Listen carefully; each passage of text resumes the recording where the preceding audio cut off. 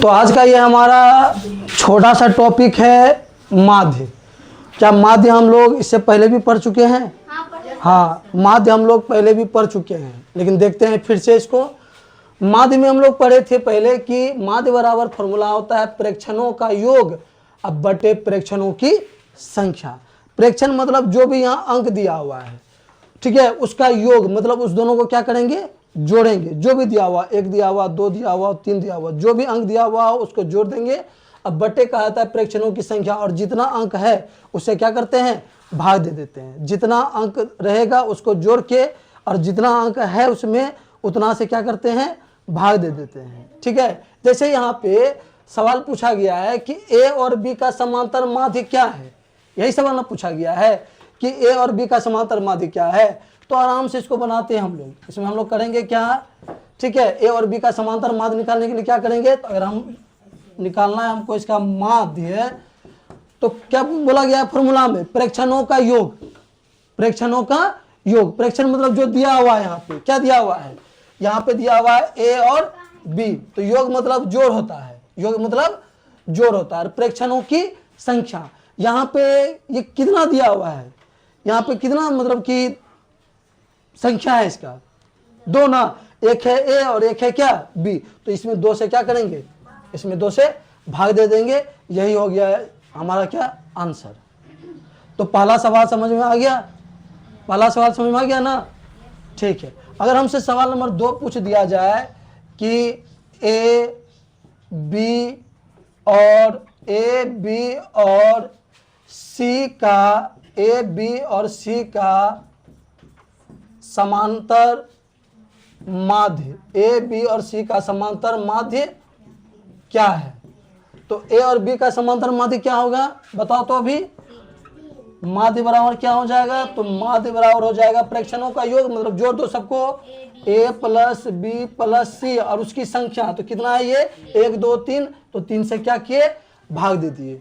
क्या कोई दिक्कत यहाँ पर, कोई दिक्कत इस तरह के सवाल में नहीं ना। ठीक है, तो हम लोग आगे बढ़ते हैं धीरे धीरे।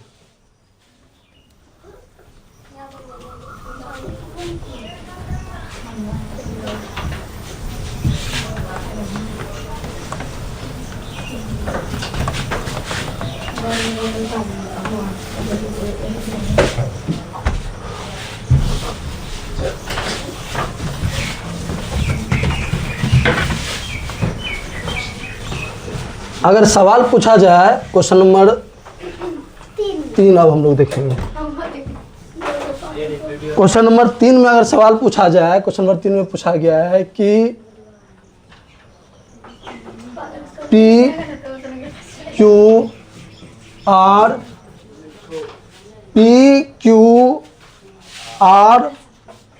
और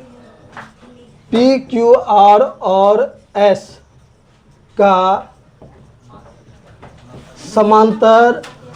का समांतर माध्य क्या है।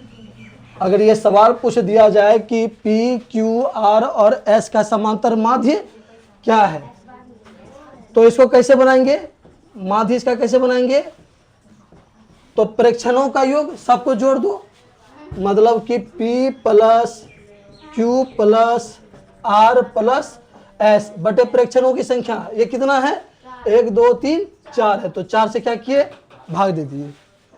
कोई दिक्कत, ठीक है। आगे सवाल लेते हैं। अगर दिया जाए कि A B C T U, A B C T U और L का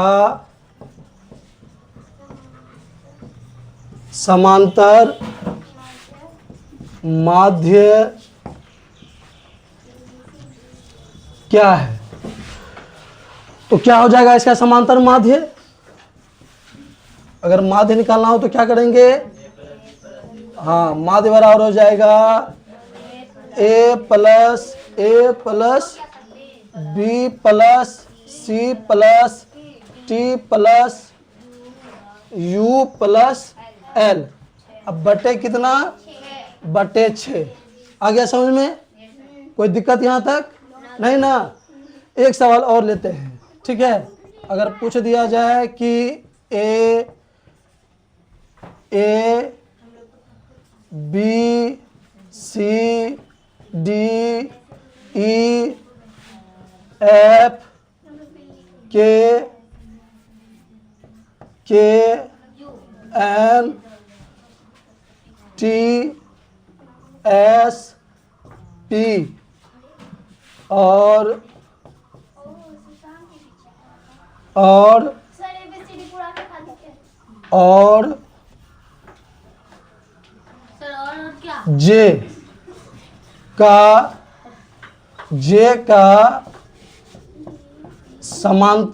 जे का समांतर माध्य क्या है।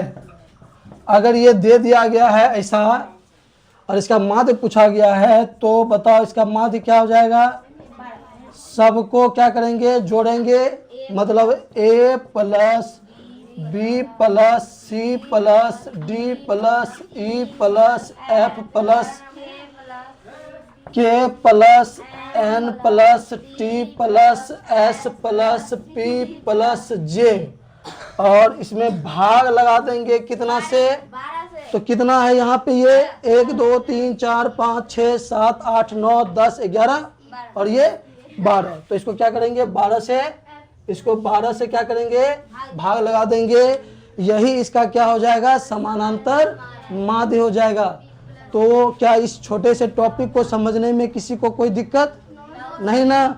तो आज का क्लास हम लोग यहीं तक रहने देते हैं, इसको समाप्त करते हैं।